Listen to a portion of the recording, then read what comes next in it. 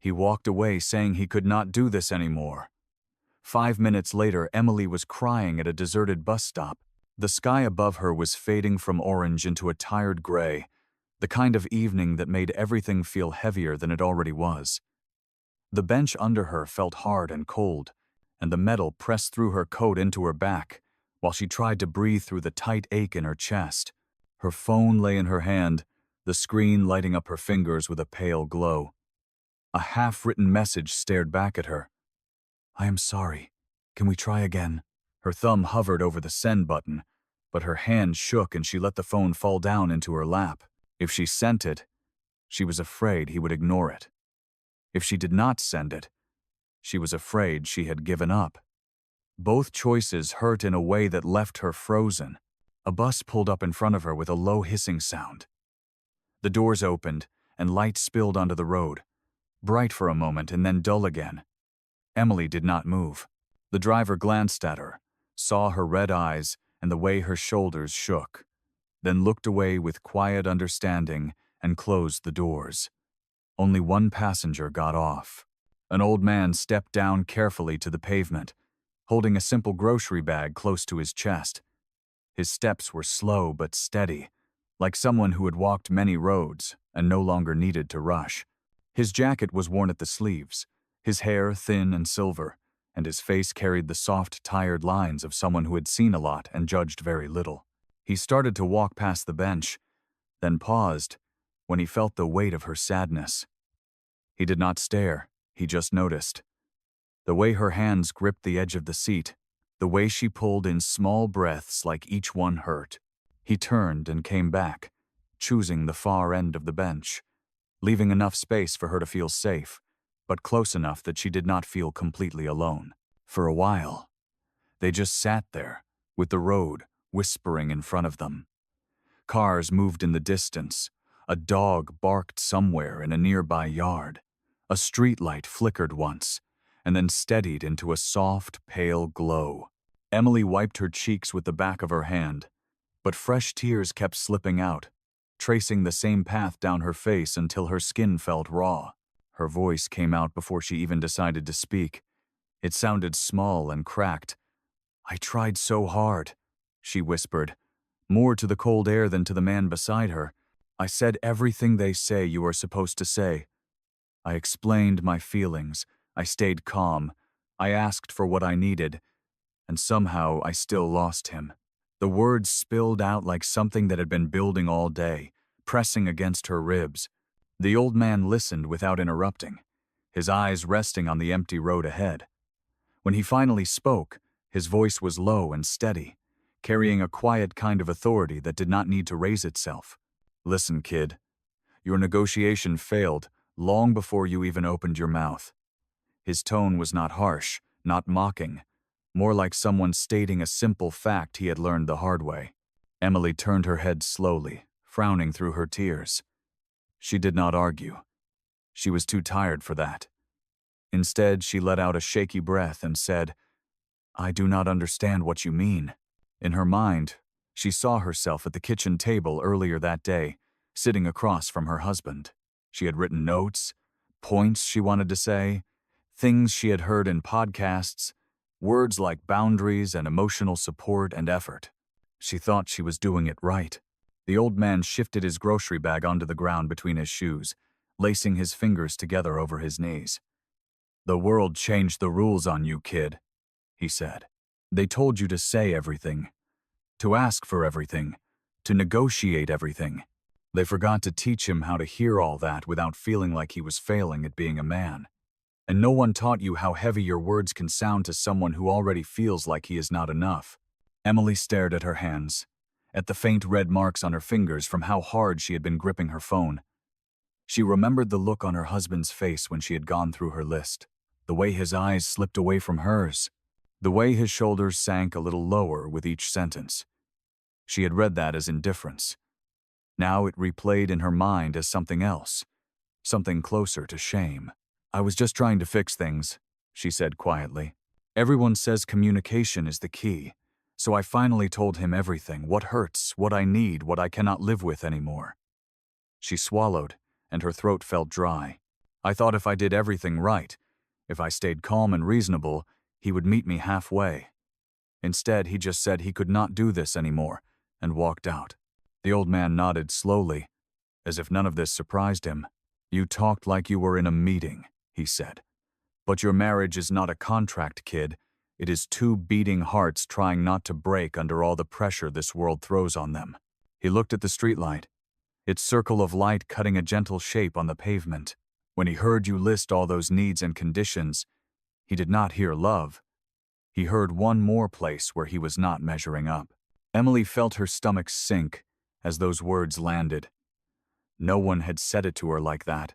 She remembered the way her husband had said, "I am trying," over and over, like a broken record, and how she had replied, "You are not trying hard enough." Without thinking about how that sounded beyond the logic of her frustration, she pressed her lips together, and another tear rolled down, warm against the cold air. "I never wanted him to feel like that," she whispered. "I just wanted us to work again. I wanted him to see me, to understand me. I did not know he felt like I saw him as a failure." The more she spoke, the more the anger that had lived inside her all day began to dissolve into something else, something closer to grief. The old man let her words hang there for a moment before he answered. "Listen, kid. This is what no one tells you," he said. "The culture you live in teaches you to protect yourself, to have standards, to never settle. It sounds strong, but it quietly turns every conversation into a negotiation and every problem into a scoreboard." He glanced at her with tired, kind eyes. Two people who love each other start talking like opponents instead of teammates, and they do not even notice when the shift happens. Emily breathed in slowly, her chest still tight, but the fog in her mind beginning to thin. She thought of the early days, when none of this language existed between them, when they were just two people staying up too late, sharing fries out of the same box, laughing at nothing, feeling safe without needing to defend themselves. Somewhere along the way, she had started to walk into every serious conversation braced for a fight, and so had he. She wiped her face again and looked down the road, watching another car pass, its lights painting moving shadows across the sidewalk. The night did not feel any warmer, but it felt less empty. The old man had not fixed anything. Her marriage was still in pieces, but for the first time since the argument, she did not feel like she was the only one who was broken. The story, she realized, was bigger than just her and him. The streetlight above them buzzed softly as the night settled deeper around the quiet bus stop. Emily sat with her hands clasped together, her fingers twisting in a slow, nervous motion she was not even aware of. Her thoughts felt scattered, pieces of the argument flashing in and out of her mind, each one carrying its own sting. The old man waited, letting her breathe, giving her space without pulling away. His presence felt steady, like a hand on the back of a chair, something you could lean on without being pushed. Emily drew in a shaky breath and let it out slowly. "I kept telling him what I needed," she said. "I thought that was the right thing to do. I told him I felt alone. I told him I needed more effort, more communication, more connection." She shook her head, the frustration still fresh. "I thought if I said it clearly, he would understand. Instead, he just looked down and kept saying he was trying. Then he got quiet. That quiet made me feel like I was losing him." The old man looked at her with calm, steady eyes. "Listen, kid, when a man goes quiet in a moment like that, it is not because he stopped caring. It is because he feels like he is fighting a losing battle." His voice carried a gentle truth, not heavy, not dramatic. "A man who loves you will try, but if he thinks everything he does is falling short, he will shut down so he does not break in front of you." Silence becomes a shield when words feel dangerous. Emily let those words sink in. She remembered the exact second her husband lowered his head, the way he rubbed his hands together, the way his voice softened. She had thought he was distancing himself. Now it struck her that maybe he was trying to hold himself together. A warmth and ache mixed in her chest. "I did not know," she whispered. "I just wanted us to talk like adults. I wanted to solve things. The old man leaned back slowly, resting one hand on his grocery bag. Talking is good, he said, but the world tricked your generation into thinking talking alone is enough. People write down lists of needs and expect the other person to follow them like instructions. That is not how hearts work, kid. When you list every pain you feel, a man hears every place he failed. And sometimes it feels like he is failing before he even begins. Emily pressed her palms to her forehead, feeling the heaviness of that truth. I never wanted him to feel like that. I was just trying to save us. She blinked fast as another tear slipped down. I thought if I did everything right, it would fix everything. The old man nodded in a slow, thoughtful motion. That is the trap, he said. Culture taught you to believe fixing love is the same as fixing a broken object. You talk, you set expectations, you outline needs.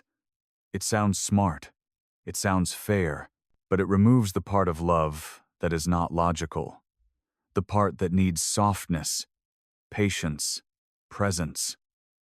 When love becomes a checklist, someone always ends up feeling like a failure. Emily looked out at the empty road, her eyes tracing the thin line of light that stretched under each street lamp. Something inside her felt like it was shifting. The old man was not blaming her.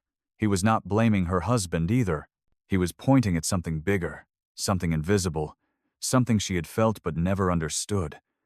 This whole time I thought we were fighting each other, she said quietly, but maybe we were fighting something else. The old man smiled, just a faint one. Now you are getting it, kid, he said. The two of you were fighting the pressure of a world that tells you how love should work without teaching you how to actually love someone who is hurting. You were asking for more connection.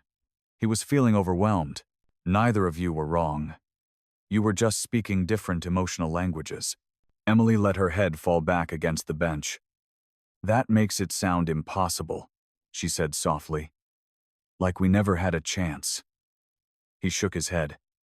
Not impossible, just untrained. People are not taught how to handle emotional weight anymore. You were taught to say everything. He was taught to carry everything. Both lessons break people in different ways.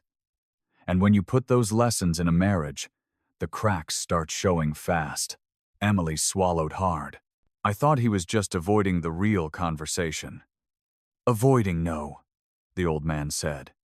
Scared, yes. Men fear failing the woman they love more than anything. When you listed what hurt, he did not hear your pain.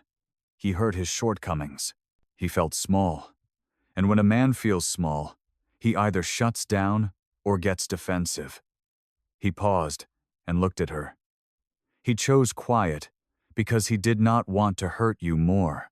Emily closed her eyes and felt the truth settle into her bones. The long conversations she had planned, the careful tone she rehearsed, the sentences she practiced, every part of it had been meant to save them. She had not realized how much weight those words carried. How heavy they must have felt for a man already struggling with his own silent fears. Her breath trembled. So what do I do now? She asked in a small voice. What do you even do when both people are hurting, and both people are trying but neither knows how to speak the same way? Her voice cracked again. I do not want to lose him. The old man looked out into the distance. You start by understanding the silence, he said. You start by realizing that he is not your enemy, and you are not his. The two of you are just standing on different sides of a bridge that no one taught you how to build. If you want to save something real, you have to learn how to walk toward each other without treating love like a negotiation. Emily breathed out, slowly, the sound soft and tired. For the first time today, she felt a small spark of clarity. Something honest, something human, something hopeful. The old man watched the night sky for a moment, his voice calm. Love is not lost in loud arguments, kid. It is lost in quiet misunderstandings. Fix the misunderstanding, and the love will find its way again. Emily looked at him with tired eyes, and for the first time since the fight, she felt her heart steady. Not healed, not fixed, but steady. The beginning of something finally making sense. The breeze picked up as the night grew colder, brushing against the bus stop and carrying the faint smell of rain. Emily pulled her sleeves over her hands, letting the fabric warm her fingers, while her mind replayed everything the old man had said. It felt like someone had finally turned on a light in a room she had been sitting in for years. A slow, honest light that did not blind her but revealed what she had been missing.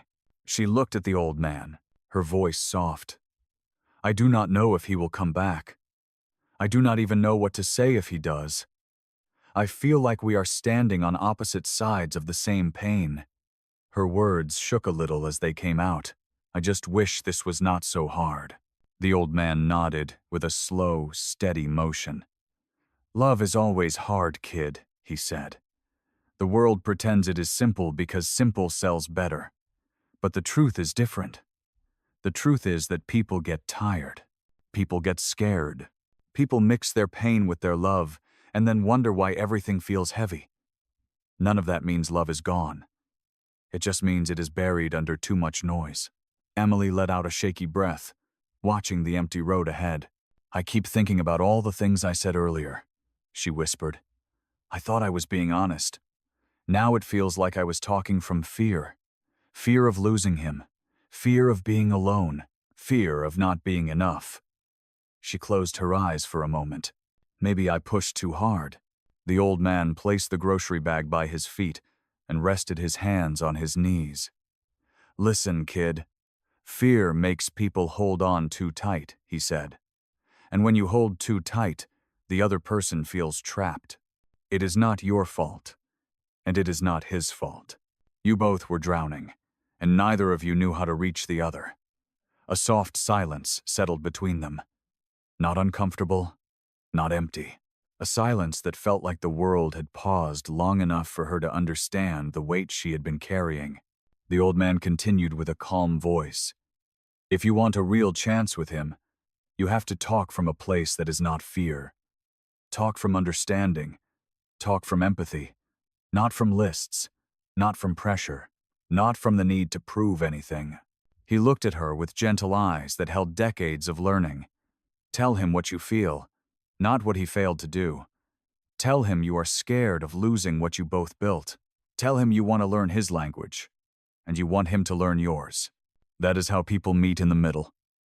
Emily felt a tightness in her throat as those words settled deep inside her.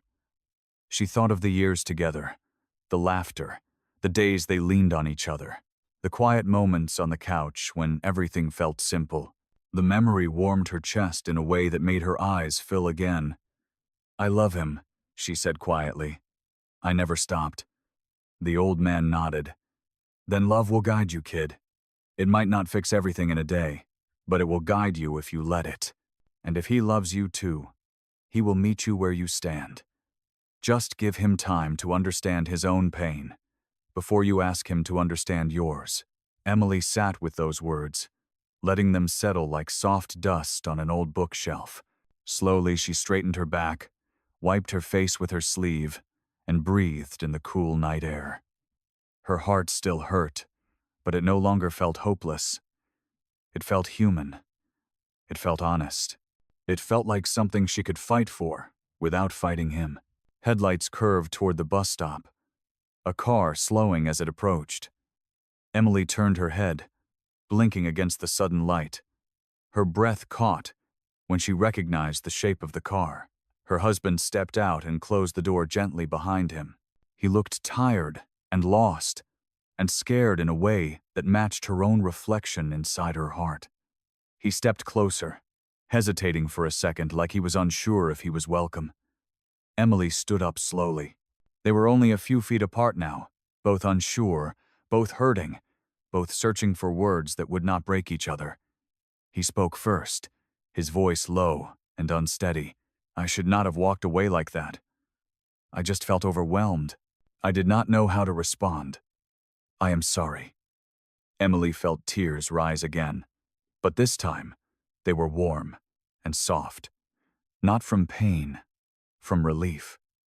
"I am sorry too," she whispered. I never meant to make you feel like you were failing. I was scared, and I said things the wrong way. I want us to try again.